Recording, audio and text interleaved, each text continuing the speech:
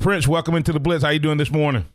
How y'all doing, guys? Hey, man, great. Thank you so much for getting up with us this morning. But I felt like this would be a great game for you to kind of sit down with us, talk to our listeners about. Now, something nobody's talked about. 1992, Alabama number 2, Mississippi State number 16. Is that the exact same ranking we got right now? I think it is. So when I say Mississippi State, Prince, tell me, when you think about football and Mississippi State, what's your first thoughts about this game? Well, anytime you play a Mississippi State team, especially on the road in a hostile environment, it's going to be a physical game. These guys come to play every time we played against them, Martin, in the past, as you well know. It's going to be very physical. It's going to be loud. Those cowbells are going to be ringing down there, and our guys need to be prepared for a hostile environment down there. All right. Hey, Prince, when we look at that game, what's the biggest memory? Because, like you said, it's always physical. In 91, they were at the 1-yard line and got like a penalty that we were able to take advantage of, and Stacey Harrison gets an interception. Then we go over there, number 2, jump out to a big lead in the first half and 20-0, and somehow in the third quarter, they're able to come back. But what do you take away as far as memories and your biggest memory from that particular game? Yeah, I think that game in particular gave us a lot of motivation that, we can go anywhere and play anybody and win on the road. Because like you said, we jumped out to a big lead, and those guys came back with a vengeance the second half, and we had to fight for our lives to come out of there with a victory. That team is always physical. There's a lot of guys from the state of Alabama that don't get to go to the University of Alabama, that goes to Mississippi State, so they're coming in with a chip on their shoulders just to prove to us that they can play with the Alabama team. So it's like that every year. When we play Mississippi State, it's a lot of guys that's trying to prove themselves, saying, "Listen, y'all should have recruited me, and why y'all didn't, I'm going to show you why you should have." Right. So it's a lot of that going on when we play the Mississippi team. Hey, when you look at that 92 game, Prince, late in the game, I thought it was third. I thought it was fourth down. It may have been third down, but I know it was a 24-yard pass. I still see you, Prince, falling back, and from the sideline, it looked like you literally caught the ball. From the angle I was at, it looked like you literally caught the ball with the tips of your fingers. As Jay Barker probably threw the best pass of his career, you caught it literally between your fingertips as you were falling back to get that first down. Well, I knew they were going to be in the cover, too. They wouldn't play us man-to-man because we had a lot of great receivers back then with with David Palmer and myself, Curtis Brown, Kevin Lee. So I knew it was going to be a cover 2 zone. And one of my favorite routes is a post corner. Yep. So when Jay called that play in the huddle, I was like, yes. So I told Jay, I said, please make me your first or second read because I think I can get in between those 2 defenders on the post corner.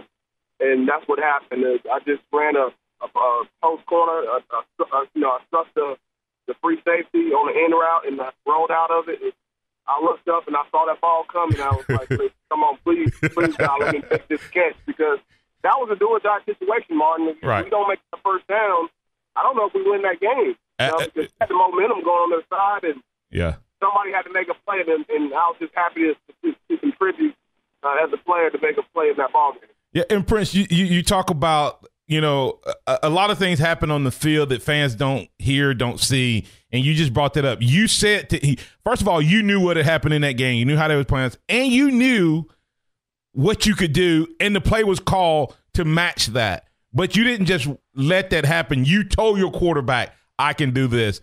So being a captain on the team, looking at Alabama this week, this team, the injuries and some of the talk around this team, what's the captain's role in making sure that this Alabama team, from a defensive young guy standpoint, how do they handle that, as well as from the offense now having to take a bigger role? How does that all work out, and what does the captain do to make sure that his team is ready to play?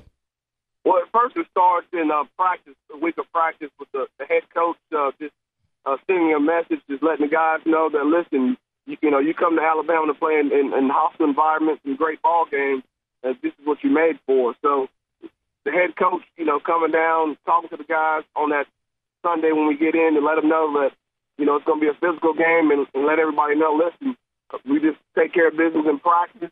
You practice like you play. So I think in Captains in 92, our biggest thing, Martin, was making sure our practice was smooth, because we had a great practice. We're going to have a great game. Right. Our practices were harder than the games, as you well know. Yes. So, as a captain, I felt like if we had a great practice, then there was nothing to worry about in the game. So with Alabama having a young team, those senior leaders need to, step up and prepare for Saturday, every day in practice, and then they'll be fine in the game this weekend. Speaking with 1992 national champion Prince Wimbley, captain of that team, one of the permanent captains, showed great leadership on and off the field during his time on the capstone. Breaking down the Mississippi State game, when you look at this Mississippi State game, let's tie in LSU to Mississippi State. You saw Jalen play in that game.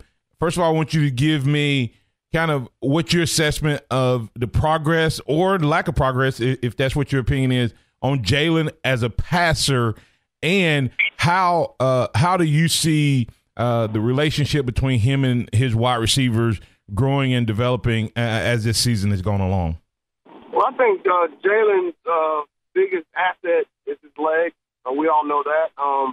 I think also if he can be a little bit more patient and go to his second and third read, he'll be able to, I think, complete more passes. I think his comfort zone is if it's not there, he's going to take off and run.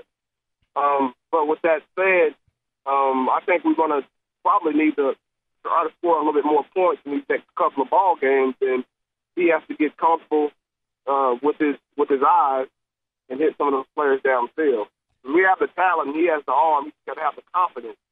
So these next couple of ball games are going to be very pivotal in our season. We're going to, like I said, we got Mississippi State, and then, of course, we got Mercer coming along at home. But when we go to that Iron Bowl, they're going to load that box to make us throw that ball. So these next couple of weeks are going to be very pivotal to our season.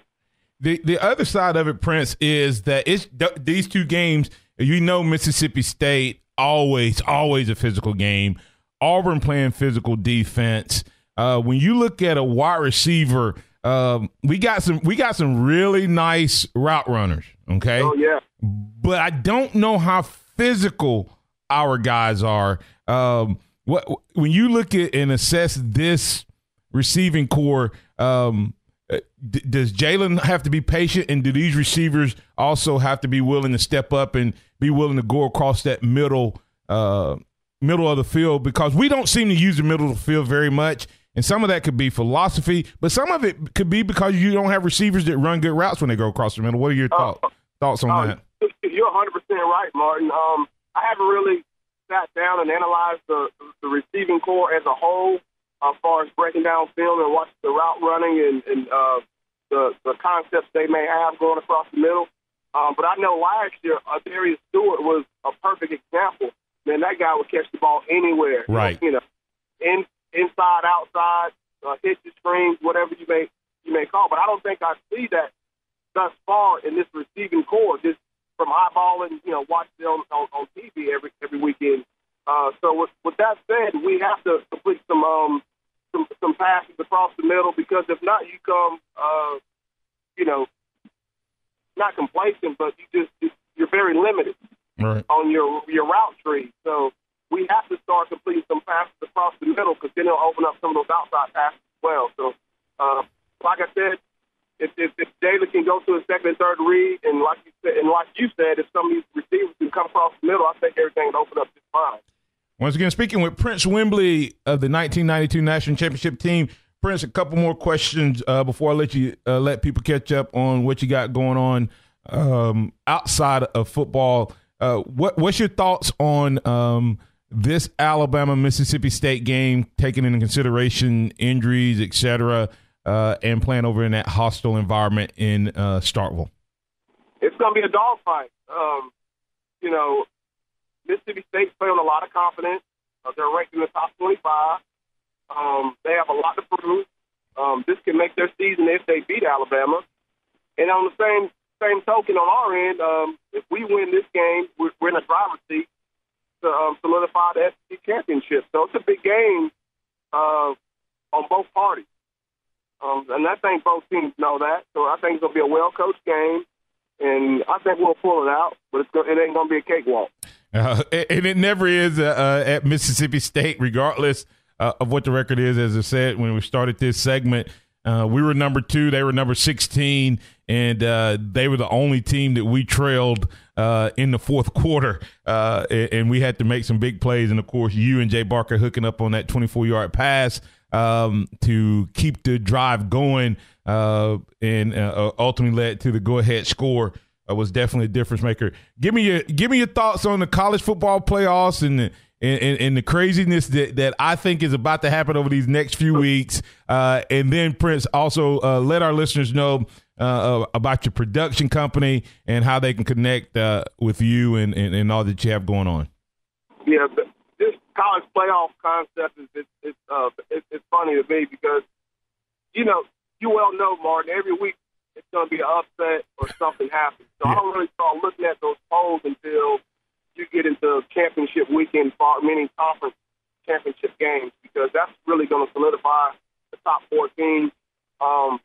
With that said, if you win your conference, with one loss, I think you should be in that top 4.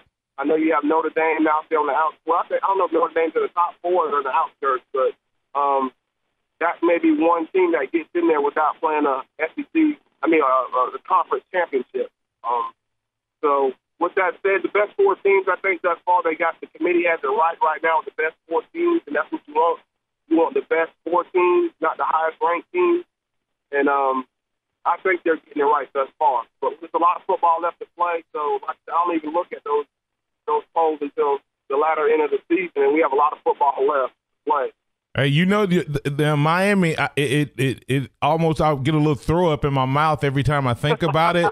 But they remind me of 92, where everybody keeps saying, well, they're just not any good. And I'm going, they got the longest win streak. They got a great defense. They're undefeated. And their offense, their quarterbacks and their receivers make the plays when they have to if the defense keeps it close. And so it's kind of crazy. I'm interested to see what they do against Notre Dame. But, Prince, man, we have to do this on a regular basis. You bring so much to the show. But you also have a lot going on post-Alabama football. Kind of catch our listeners up on what they can do and if they need your services, how they can contact you. Well,